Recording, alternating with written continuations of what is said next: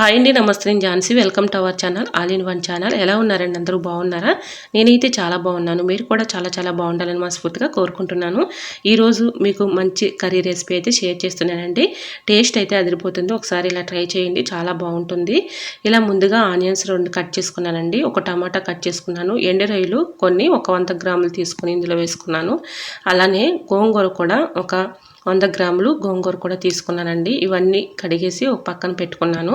ముందుగా ఆనియన్స్ని తీసుకున్నాను. ఆనియన్స్ 2 ఇలా కోసుకొని కట్ చేసుకొని పక్కన పెట్టేసుకున్నానండి. స్టవ్ ఆన్ చేసుకొని కళాయి పెట్టుకుని దానిలో తగినంత ఆయిల్ వేసేసి రొయ్యలు వేసుకోవాలండి. రొయ్యలు బాగా వేయించిన తర్వాత ఆనియన్స్ను కూడా 2 ఆనియన్స్ అందులో వేసేసి ఒక పచ్చిమిర్చి వేసేసుకొని బాగా మగ్గించుకున్న తర్వాత టమాటాలు కూడా మెత్తగా మగ్గించుకోవాలి. ఇలా మగ్గించుకునేటప్పుడే ఒక స్పూను ఇలాగా సాల్ట్ వేసేసామనుకోండి త్వరగా మగ్గుతుంది. తర్వాత గోంగూర కూడా వేసేసి తగినంత పసుపు, తగినంత ఇలా సాల్ట్ వేసేసి ఇలా మనం ఈ కర్రీ చేసుకుంటే చాలా టేస్టీగా ఉంటుందండి. పుల్లగా చక్కగా ఉంటుంది. రొయ్యలు కూడా ఉన్నాయి కాబట్టి గోంగూర రొయ్యలు కర్రీ చాలా బాగుంటుందండి. టేస్ట్ అయితే అదిరిపోతుంది. ఒకసారి మీరు ట్రై చేయండి, చాలా బాగుంటుంది. ఇందులో గోంగూరలో టమోటో కూడా ఒకటి వేసాం కాబట్టి పుల్లగా చాలా బాగుంటుంది.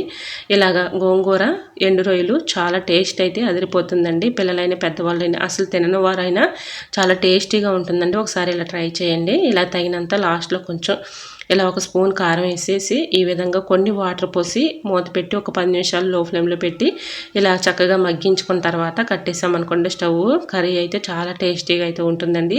ఒకసారి మీరు కూడా ట్రై చేయండి. ఎండు రొయ్యల్ని శుభ్రంగా వేడి నీళ్ళు వేసి క్లీన్ చేసుకోవాలండి. ఎందుకంటే దాన్ని పైన ఇలా బాగా డస్ట్ అని ఉంటుంది కాబట్టి వేడి నీళ్ళలో శుభ్రంగా ఎండు రొయ్యల్ని క్లీన్ చేసుకొని దాని తోక అలానే తలకాయ శుభ్రంగా గిల్లేసుకున్న తర్వాత ఇలాగా ఎండు రొయ్యల్ని మనం ఇలా శుభ్రం చేసుకొని పక్కన పెట్టుకోవాలి. తర్వాత మనం కర్రీ చేసుకుంటే చాలా టేస్టీగా ఉంటుంది. ట్రై చేయండి. మరి మీకు ఈ కర్రీ ఎలా అనిపించిందో కమెంట్ సెక్షన్లో కమెంట్ చేసి వీడియో నచ్చితే ప్లీజ్ అండి చిన్న లైక్ చేయడం మాత్రం మర్చిపోకండి ఫ్రెండ్స్.